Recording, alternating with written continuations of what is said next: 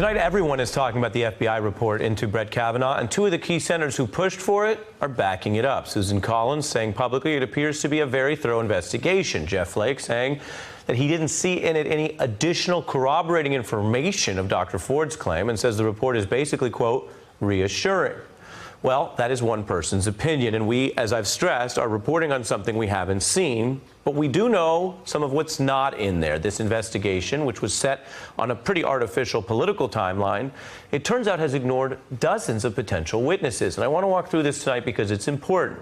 The FBI has spoken to 9 people. That includes Mark Judge, who Dr. Ford said was in the room when she alleges that Kavanaugh assaulted her, as well as Kavanaugh accuser Deborah Ramirez. But according to NBC, more than 40 people with information never heard from the FBI, and some of them have refuted parts of Kavanaugh's claims. Consider what he said about Ramirez's allegation that he exposed himself to her at a party in college. Are Ms. Ramirez's allegations about you true? Those are not. If that had happened, that would have been the talk of campus in our freshman dorm.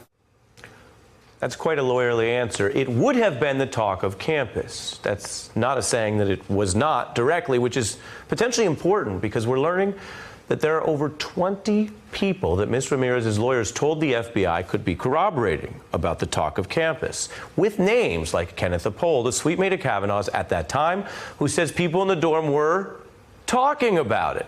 And telling the New Yorker he first heard about it either the night that it happened or within days, and that he, and this is one person, but he said he's 100% certain he heard Kavanaugh was the one who exposed himself to her. Now, even though he reached out to the FBI, he never heard back. Meanwhile, here's something else. This potential perjury, not investigated. What does the word alumnius mean in that context? She was a great friend of ours. A bunch of us went to dances with her. She hung out with us as a group. The media circus that has been generated by this thought and reported that it referred to sex. It did not. Now, I want to be very clear. If there were claims of sex or sex that occurred there, none of that as an underlying activity is under scrutiny as being wrong for high school kids. But if the judge today can't give a straight answer, or worse, is lying about it under oath, that would be a problem that you'd want to know about in a background check before you get promoted. And again, cue the evidence. A Georgetown prep student telling the New Yorker the claim you just saw there was not true. Now, this particular student is saying, this ex-student, I should say, is an anonymous source, and says that they reached out to the FBI and provided a sworn statement saying Kavanaugh talked about that same female student many times, and, quote, the impression I formed at the time from listening to the conversations where Kavanaugh was present was that was the girl that was, quote, passed around for sex. And writing, Brett Kavanaugh made up a rhyme about the girl that explicitly referred to sex. Another avenue that these FBI investigators could have probed was whether Kavanaugh was accurate about those now infamous phrases in his yearbook. Devil's Triangle?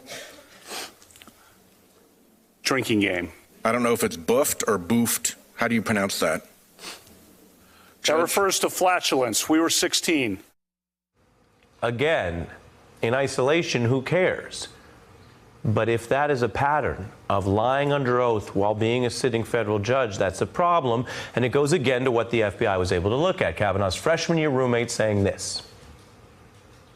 I was shocked when I heard that because, those words were commonly used and they were references to sexual activities. And then there was this man who shared a room with Kavanaugh. Was he questioned by the FBI? I was his freshman year roommate, and if you wanted to know how somebody behaved in college, which is a time where, especially that transition from high school to college, where people are likely to have done something that expressed something that might have been a problem, that they would have contacted me, right? I've never been contacted about Brett by the FBI ever. Never contacted. Meanwhile, today, Dr. Ford's lawyers saying to the FBI they have a list of names that they did want interviewed that were not. Investigators, as I mentioned earlier in the show, didn't talk to Dr. Ford either, or Judge Kavanaugh, the FBI not talking to those people. But of course, the Senate can talk to anyone it wants to in this process. We know Kavanaugh is one of the most controversial nominees, if not since Clarence Thomas, then probably all the way back to Robert Bork. So will we as a nation hear from these people that the FBI didn't talk to? Hey, I'm Ari Melber from MSNBC. You can see more of our videos right here, or better yet, subscribe to our YouTube channel below. You could have been anywhere in the world, but you're here with us, and we appreciate that.